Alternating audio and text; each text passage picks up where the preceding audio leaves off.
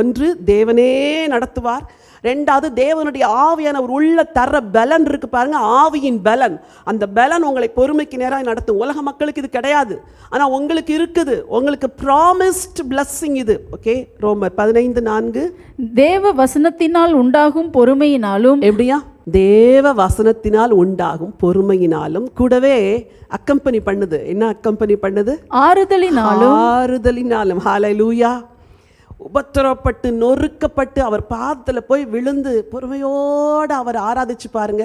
எழும்பி வரும்பொழுது ஒரு பெரிய த சொலாஸ் அப்படி சொல்லுவாங்கல்ல, peace that passeth all understanding. அப்படி ஒரு ஆறுதல் இதை தேவனை தவிர, தேவ சமூகத்தை தவிர யாரும் தர முடியாது. கூடவே இன்னொரு வார்த்தை வருது, நாம் நம்பிக்கை உள்ளவர்களாகும்படிக்கு முன்பு எழுதியிருக்கிறவர்களை எல்லாம் நமக்கு போதனையாக எழுதியிருக்கிறது. தேவ வசனத்தினால் உண்டாகும் பொறுமை, ஆறுதல், கூடவே ஒரு நம்பிக்கையை அக்கம்பனி பண்ணுதான்.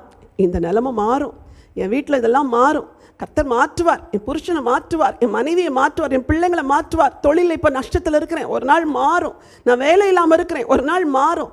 நான் ஜெபிச்சு பலன் இல்லாத இருக்கிறேன், ஆனால் ஒரு நாள் மாறும். இதுதான் உங்கள் நம்பிக்கை, இதுதான் உங்கள் நம்பிக்கை. இந்த நம்பிக்கை விட்டுறாதீங்க. இந்த நம்பிக்கையில் சந்தோஷமாக கர்த்தரை சேவிங்க. ஒரு பெரிய ஆறுதல். உலக மக்களெல்லாம் பதஷ்டம் அடையும் பொழுது இன்னைக்கு நீங்களும் நானும் எப்படி தைரியமாக இருக்கிறோம் தெரியுமா? ஒரு நம்பிக்கை. என் ஆண்டவர் இந்த பொறுமையை கொடுத்தவர் அவர் தான், ஆறுதலை கொடுத்தவர் அவர் தான், நம்பிக்கையை கொடுத்தவர் அவர் தான். ஒரே ஒரு வசனம், லூக்கா 8:15. ஏன் வசனமாக சொல்கிறேன்னா, என் வார்த்தையில் ஒரு வல்லமை கிடையாது, வசனத்தில் தான் வல்லமை இருக்குது. அதனால தான் உங்கள் சிந்தையை வசனத்துக்கு நேராக திருப்பும்படி நான் விரும்புகிறேன். லூக்கா 8:15. நல்ல நிலத்தில் விதைக்கப்பட்டவர்கள் வசனத்தை கேட்டு அதை உண்மையும் நன்மையுமான இருதயத்திலே காத்து பொறுமையுடனே பலன் கொடுக்கிறவர்களாக இருக்கிறார்கள். சொன்னேன், தேவ வசனம் உங்களுக்கு பொறுமையை கொடுக்கும்னு சொன்னேனே.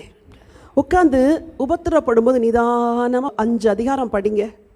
உள்ளத்தில் நடக்கிற மாற்றம் இருக்குது பாருங்க, அது உலகத்தில் யாரும் செய்ய முடியாத மாற்றம். நம்பிக்கை பிறக்கும், விசுவாசம் பிறக்கும், ஆறுதல் பிறக்கும், சந்தோஷம் பிறக்கும்.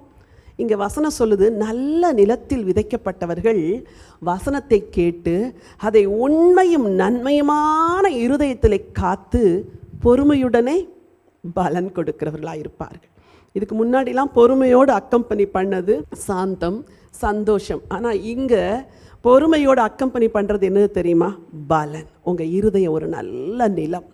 ஆண்டவர் பாடுகளை அனுமதித்து இருதயத்தை உளப்பட்ட நிலம் போல பண்படுத்துகிறார். பாடுகள், உபத்திரவங்கள் உங்களை பண்படுத்துகிறது, இருதயத்தை மாற்றுது. உபத்திரப்பட்ட எல்லா மக்களுடைய வாழ்க்கையை பாருங்க, இருதயம் பண்பட்டிருக்கும். தாவீதுடைய இருதயம் ஏன் தேவனுக்கு ஏற்றதா இருந்தது தெரியுமா? அவன் பட்ட உபத்திரவங்களுக்கு அளவே கிடையாது. அதான் சொல்றாரு, ஐயா நான் உபத்திரப்பட்டது நல்லது ஆண்டவரே, அதனால உங்க பிரமாணங்களை கற்றுக்கொண்டேன். பிரமாணங்களை கற்றுக்கொண்டதுனால என் இருதயம் உங்களுக்கு விருப்பமான இருதயமாக மாறிடுச்சு ஆண்டவரே. அதுவே தேவனுக்கு முன்பதாக பிரீதியாக இருக்கும். தேவனுக்கு பிரீதியான ஒரு வாழ்க்கை என்ன வாழ்க்கை தெரியுமா? பொறுமையோடு சகித்து தேவனுக்காய் வாழுகிற ஒரு வாழ்க்கை. ஒரு நாள் வரும், 7 திருச்சபைகளுக்கு சொன்னாரே, நீ பொறுமையாக இருக்கிறதையும் நீ சகித்து கொண்டிருக்கிறதை நான் அறிகிறேன், உனக்குள்ளதை பற்றி கொண்டிரு, உனக்கு ஜீவ கிரீடம் உண்டு என்று. பூமியிலும் பலன் உண்டு, பரலோகத்திலும் பலன் உண்டு. உண்மையும் நன்மையுமான இருதயத்தில் வசனத்தை காத்து கொள்ளுங்கள். உண்மையும் நன்மையுமான இருதயத்தில் பரிசுத்த ஆவியின் பலத்தை வாங்கிக்கோங்க.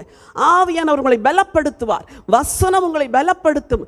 தேவனுக்கு உங்களை ஒப்பு கொடுக்கும் பொழுது உங்களை பொறுமைக்கு நேராய் அவரே நடத்தி செல்லுவார்.